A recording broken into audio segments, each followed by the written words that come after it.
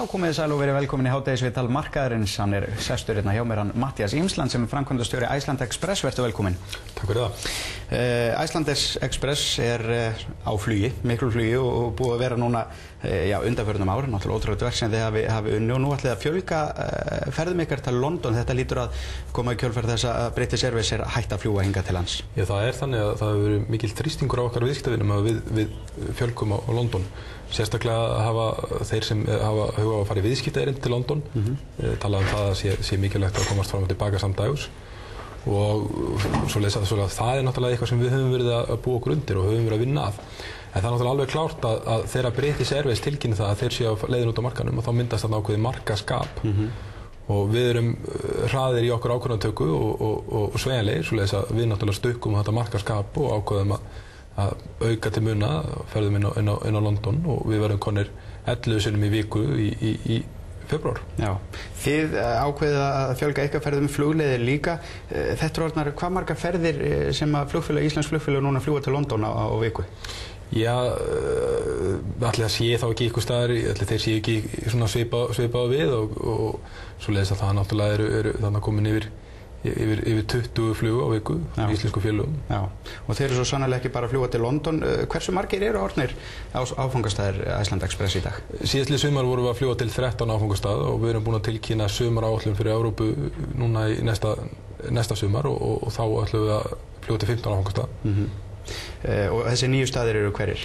Það Barcelona sem við reyndar erum að fljúga til í vetur líka og síðan erum við byrjað að selja til Varsjá. Já. En í þessari áætlunni reyndar ekkert minnst á flug til Bandaríkjanna og maður heyrir það svona í dag að þið séuð í þann mund að tilkynna það að þið ætlið að fljúga til Bandaríkjanna og fara þar með í samkeppni við Icelandair. Er þetta rétt? Það er náttúrulega alveg klárt að Iceland Express er mjög vaxandi félag. Við höfum verið að ná gríðarlega miklum og góðum árangri. Við erum með trausta bakhjarla í okkar eigandum og við höfum náð að taka til mjög mikið í okkar félagi. Svo það er alveg ljóst að einhvern tímann í framtíðinni að þá hefjum við Ameríkuflug vegna þess að það hlýtur að vera næsta skref hjá félaginu að fara þá stækka við okkur og þá náttúrulega horfum við til vesturs. Við náttúrulega erum orðin mjög sterk inn á Evrópu með 15 áfangastaði, svoleiðis að það er alveg klárt að við þurfum að horfa vestur ef við ætlum að stækka enn meira. Hversu fljótlega heldur að þetta muni gerast? Það náttúrulega þannig að við erum að vinna að þessu og svoleiðis að kannski erfitt að upplýsa hvenar við ætlum að gera það nákvæmlega en ég get alveg upplýst það að við erum búin að vera að vinna mjög mikið að þessu og ég reikna með að þetta skýrist. Já. Fljótlega? Það er alveg ljóst að það skýrist, hvernig ætla ég að stóra það? Ég hugsa að næstu vikum? Já, það allavega á næstu vikum verður ljóst hvort að við gerum það núna eða ekki. Já. Þetta hljómar nú eins og þið séu algjörlega að fara að tilkynna þetta. Nei, það er eins og staðan núna, þá náttúrulega er það með Ameríku að þetta er gríðarlega spennandi áfangastaður.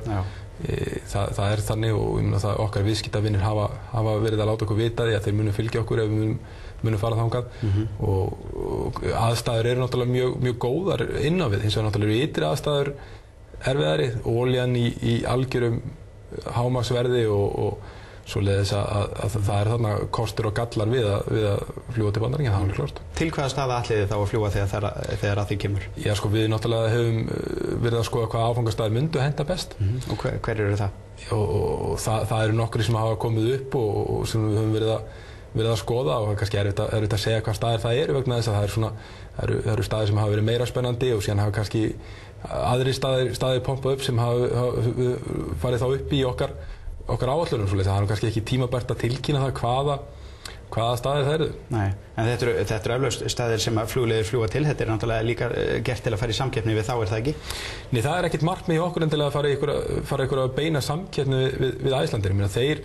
Við höfum ekki neinan ágjör á þeim, þeir bara sjá sig en við ætlum okkur að ná gríðarlega miklum árangur þeim mörkuðum sem við erum og við förum þá bara einum mjög agressívan hátt saman hverju eru þar fyrir, hvort það er Icelandair eða hvort það er ykkur önnur félög. Já. Og þetta er náttúrulega nóga spennandi stöðum í Bandaríkjunum og margar skemmtilega borgir eins og, Seattle, San Francisco, þeir eru hættið þangað, Chicago, allt skemmtilega borgir. Þetta eru allt skemmtilega borgir. Já. þú vilt sem minn segja. En hvað með það náttúrulega, það ekki hlaupið á svona, menn þurfa að panta flugvélar eða kaupa flugvélar. Þetta eitthvað á döfuna að kaupa eða leigja fleiri vélar? Það þannig að Astrus, sem nú sýstu félag Iceland Express, sem breskt flugfélag, þar sem ég stjórnarformaður í dag, með 10 flugvélar. Það meðal 757 og 737-700 vélar. Svoleiðis að það mjög auðvelt fyrir Iceland Express að fá flugvélar og þeir eru með all tilskilin leyfi sem þarf til Bandaríkjanna því að þau leggja ekki að glamba þessi leyfi til að fljúga þangað eða það. Nei, það rétt að það geta ekki hver sem getur ekki flogið, hins vegar það þannig að Astrus getum auðveldum hætti flogið þetta flug. Já. Ef að því eitthvað tímann í framtíðinni. En það alveg ljóst, óháð þessu Ameríkuflugi að við ætlum að endurnýja okkar flugvélakost. Við höfum verið í viðræðum við bæði Boeing og Airbus en það kannski svona meira framtíða tónlist. Hins vegar alveg ljóst að það koma inn nýrri vélar og koma nýlega vélar núna í maí, þar sem við erum að taka inn vélar frá okkar sýstu félagi sem í Breitlandi sem koma til með að fljúga fyrir Iceland Express. Já. Hvernig gengur Iceland Express í dag? Eru þið að skila hagnaði? Iceland Express gengur mjög vel í dag. Ég meina við höfum náð að taka mjög mikið til í okkar félagi. Við höfum haldið kostnaði niðri og höfum náð að bæta nýtingu. Svoleiðis að Iceland Express í ár er ekki magnaði. Já, er ekki magnaði. Hversu miklum? Já, töluvert miklum og það er alveg óhætt að upplýsa það að þetta ár í ár yfirburða besta ár í sögu félagsins. Já. Og verður rekið með miklum hagnaði. Já, hversu miklum? Því miður get ég ekki sagt þér það en að því maður vil náttúrulega ekki upplýsa mikið, en ég get þó sagt það að það er rekið með miklum hagnaði og það gengur mjög vel og það er mikill metnaður hjá félaginu og starfsmönnum félagsins og eigendum að halda áfram að gera vel og bæta við. Já. Eigið þið ykkar flugvélar sjálfir? Nei, Iceland Express þannig að við erum sérfræðingar í að raun og veru markaðssetja, við erum sérfræðingar í að selja ferðir og við erum sérfræðingar í að veita góða þjónustu. Það þannig að við erum ekki sérfræðingar í því hvaða tegund og skrúum á að fara borð í vélarnar. Svoleiðis að við höfum fengið þá félög, til dæmis eins og við höfum verið að starfa með Hello og núna Astrus, sem eru sérfræðingar í þessu. Þeir hafa alla þekkingu sem til þarf í þessu og eru bara expertar og raun og veru gera lítið annað heldur en að fókusera á að gera þessa hluti vel. Já. Ég hef ekki vita á hvernig skrúur eiga að vera borðið í vélunum eða hvaða dekk eiga að vera svoleiðis. Það eru aðrir sem eru góðir í því. Við erum góðir í að veita góða þjónustu og við erum góðir í að markaðssetja. Ætlið þið að halda þessari stefnu félagsins? Ætlið þið að vera lággjaldaflugfélag áfram? Nú er það svo að flugleiðir Icelandair þeirra tekjur koma mikið af bæði Ameríkuflugi sem að þið munu einmitt fara inn á, en líka að vera með sagaklass og sagaklass hefur komið aftur í 16. og 17. sætur og þetta eru náttúrulega dýr fargjöld. Er þetta stefna sem að þið ætlið að taka upp hjá ykkur? Já, það er alveg klárt að við ætlum áfram að vera langódýrastur á markaðinum. Það er alveg klárt. Hins vegar það þannig að í þessum vélum sem við erum að fara að taka inn að þá vera betri sæti, þannig að gegn lágri greiðslu að þá getur fólk valið betri sæti sem þýðir það að þeir hafa meira pláss. En ég meina við ætlum ekki að fara út í eitthvað rugl varðandi það. Ég hef enga trú á því að fólk sé tilbúið. Fyrst Icelandair verið ruglunu? Já, þeir verða þá náttúrulega bara að eiga það við sjálfan sig, en hins vegar það þannig að mér finnst alveg með ólíkindum ef ykkur tilbúin að borga 20.000 meira fyrir eitthvað miða til að fá eitthvað djúpstekan kjúkling eða gufusóðu lamb og kannski eitt rauðvínsglas, þannig að það væri þá hægt að fara á bestu restauranta í heiminum og bjóða maka með og gegn lægra verði, svoleiðis að ég hef ekki trúað þessu viðskiptamódeli. En þið ætlið samt að reyna að höfða meira til viðskiptafólks, fólk sem er að ferða í stuttarferðir og hvernig gerið þið það? Er það þá með flexible miðum eða að þeir nú eru þannig að maður getur ekkert breytt ódýrustu miðunum og þetta er kannski það sem að business class hefur fram yfir hina miðana?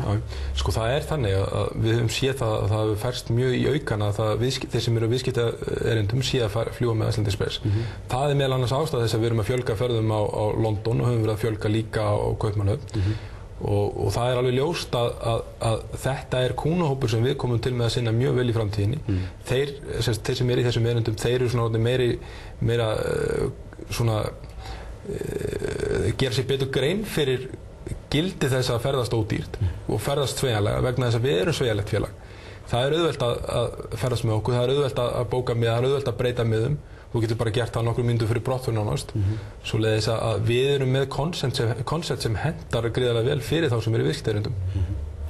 Eru stjórnmálamenn, ég man að stjórnmálamenn fengu sko á sig gagnrýni fyrir að fljúga hérna með Iceland Express, eru þeir byrjaðir að fljúga með ykkur? Já, það er alveg þannig að ykkur gera það og aðrir gera það ekki.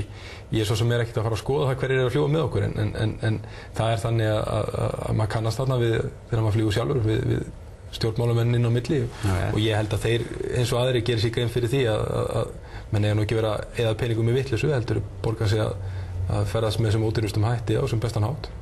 Matthías Jensland, takk kærlega fyrir komuna. Takk sömuleiðis. Hádegisviðtalinu er þó lokið að verður á sínum stað hér á morgun, verið sæl.